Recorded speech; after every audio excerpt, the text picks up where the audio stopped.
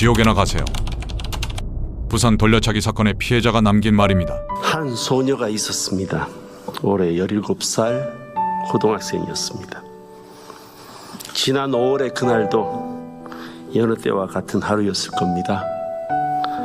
아침에 눈을 뜨고 교복을 입고 학교에 가고 또 학교에서는 친구들과 함께 웃었을 겁니다. 어쩌다 보니까 저는 부산 돌려차기 사건의 피해자였던 것뿐만 아니라 어느 순간 보안 수사의 우수사의 피해자가 되어 있더라고요. 국회 법제사법위원회가 전체 회의를 열고 보안 수사권 폐지를 골자로 하는 형사소송법 개정안이 너무 힘들어요.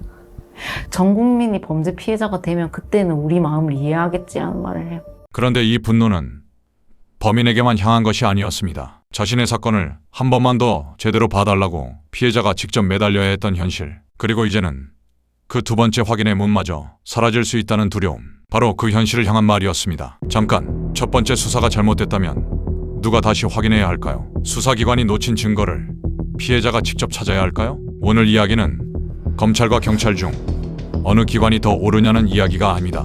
범죄의 피해자가 됐을 때 우리에게 두 번째 기회가 남아있느냐는 이야기입니다. 2026년 7월 31일 검사의 직접 보안 수사권을 폐지하는 형사소송법 개정안이 국회 본회의를 통과했습니다. 말이 조금 어렵죠? 간단히 설명하면 이렇습니다. 경찰이 수사한 사건을 검찰에 넘겼는데 중요한 증거가 빠졌거나 적용된 혐의가 잘못됐다고 판단될 경우 검사가 필요한 부분을 직접 다시 확인하는 것, 이것이 보안 수사입니다. 하지만 앞으로 검사는 부족한 부분을 발견하더라도 직접 다시 수사할 수 없습니다. 경찰의 보안 수사를 요구하고 그 결과가 돌아올 때까지 기다려야 합니다. 물론 폐지에도 이유는 있습니다. 검찰이 수사와 기소를 모두 담당하면 권력이 지나치게 집중될 수 있다는 겁니다. 그래서 수사는 경찰이 하고 검사는 기소와 재판에 집중하게 하자는 것이죠. 듣고 보면 일리가 있습니다. 검찰의 권한 남용을 막아야 한다는 주장 역시 가볍게 넘길 수는 없습니다. 그런데 말입니다. 첫 번째 수사가 단순히 부족했던 정도가 아니라 수사 과정 자체에 문제가 있었다면 어떨까요? 그 사건을 다시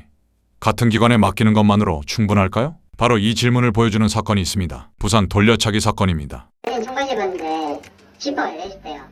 그런 걸 봤을 때는 이제 뭐 본인 얘기대로 그냥 폭풍 말고 다른 혹시 본인이 뭐 보면 하는 안 되시는지. 절대 안 합니다. 제가 여자친구도 있고. 네. 그런데 그럴 수도 있지 않습니까?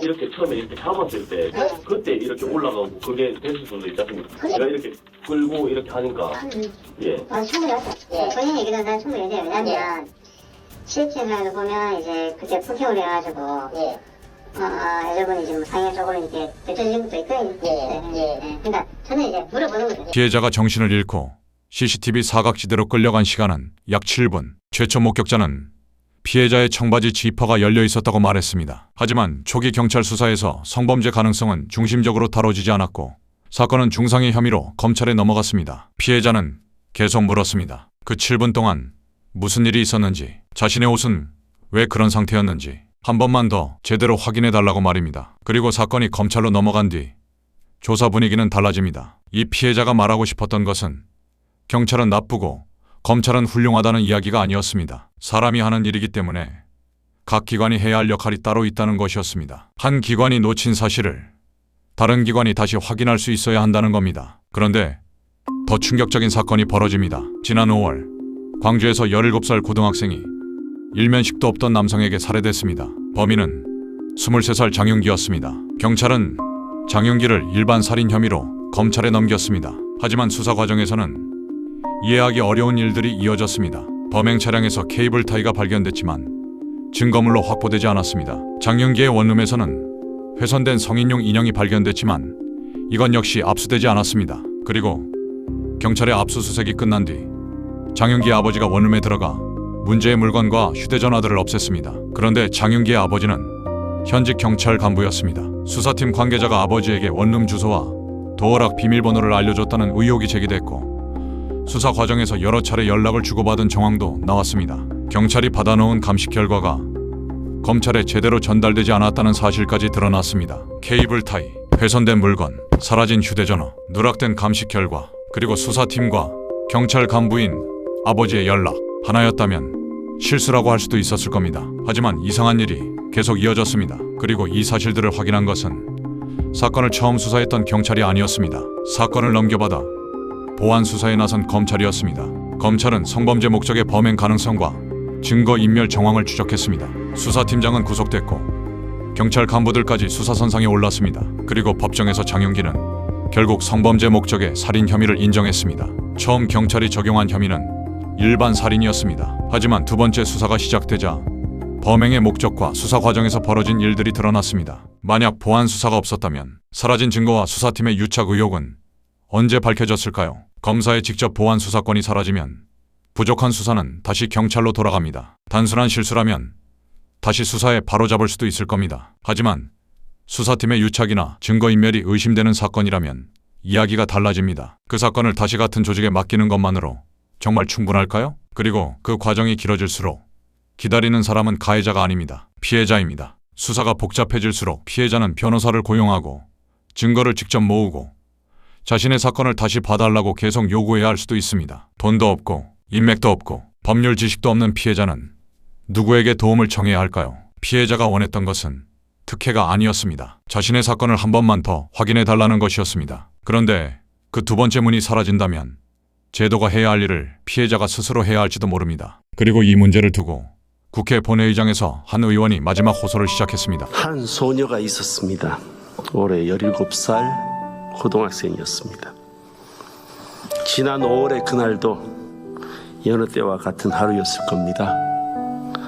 아침에 눈을 뜨고 교복을 입고 학교에 가고 또 학교에서는 친구들과 함께 웃었을 겁니다.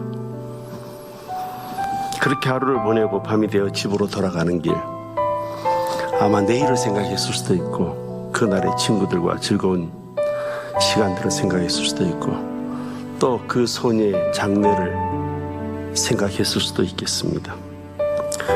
우리의 모든 딸들이 보내는 그런 평범한 하루였습니다. 그것이 이 아이의 이 생에서의 마지막 날이었습니다. 광주의 밤거리에서 소녀는 일면식도 없는 23살의 괴물에게 목숨을 잃었습니다. 17살입니다. 아직 살아보지 못한 날이 살아온 날보다 훨씬 더 많은 그런 날입니다. 그런데 국민 여러분, 제가 오늘 이 단상에 선 이유는 이 범행 그 자체 때문만이 아닙니다. 그 뒤에 더 엄청난 일들이 일어났기 때문입니다. 범인의 아버지가 현직 간부입니다. 병감 계급을 가지고 있는 경찰이었습니다. 그 아버지는 아들의 원룸 비밀번호를 받아 그 안으로 들어가서 범행의 성적 동기가 될 만한 핵심 증거들을 전부 폐기했습니다. 증거를 지키라고 국가에서 월급도 주고 직장도 주었습니다. 그렇지만 자신의 아들의 범행 증거를 없애기 위해 노력했습니다. 강간살인이 아닙니다. 단순 살인이었습니다. 성적 동기는 애초에 수사 대상에 있지도 않았습니다.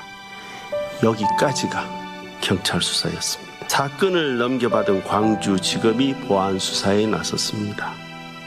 그리고 2달이 되지 않아 검찰은 아버지의 증거 폐기 사실을 밝혀냈습니다. 그리고 법정에서 범인은 강간살인죄를 인정했습니다.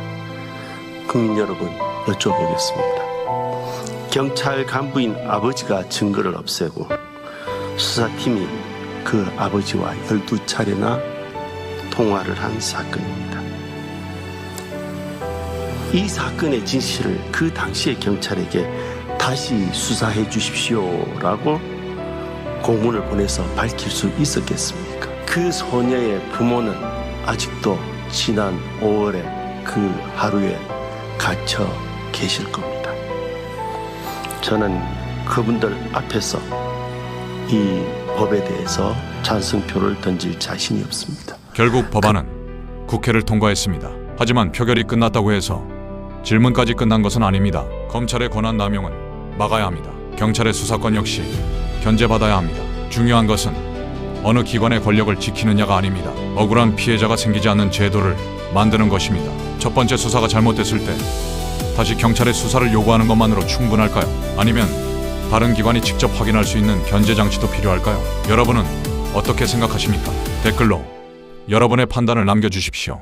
그리고 이 문제가 중요하다고 느끼셨다면 이 영상을 꼭 한 분에게만이라도 공유해 주십시오. 이런 제도가 바뀌었다는 사실조차 모르는 분들이 아직 너무 많습니다. 우리가 관심을 갖지 않으면 이런 변화는 아무 말 없이 지나가 버립니다. 그리고 그 대가는 언젠가 평범하게 살아가던 누군가가 범죄의 피해자가 되는 순간 치르게 될지도 모릅니다. 그 누군가는 우리 자신일 수도 있습니다. 우리 가족일 수도 있습니다. 그래서 이런 이야기는 묻혀서는 안 됩니다. 더 많은 사람이 알고 더 많은 사람이 질문해야 합니다. 이런 이야기가 계속 세상 밖으로 나올 수 있도록 구독과 좋아요로 함께 해주십시오. 그리고 여러분의 생각을 댓글로 남겨주십시오. 한 사람의 댓글이 여론이 되고 한 번의 공유가 또 다른 사람에게 이 문제를 알릴 수 있습니다. 기관은 사라져도 범죄는 사라지지 않습니다. 권한이 없어져도 피해자의 억울함까지 없어지는 것은 아닙니다. 우리가 외면했을 때 사라지는 것은 어쩌면 한 기관의 권한이 아닐지도 모릅니다. 억울한 피해자가 다시 진실을 찾을 마지막 기회일지도 모릅니다.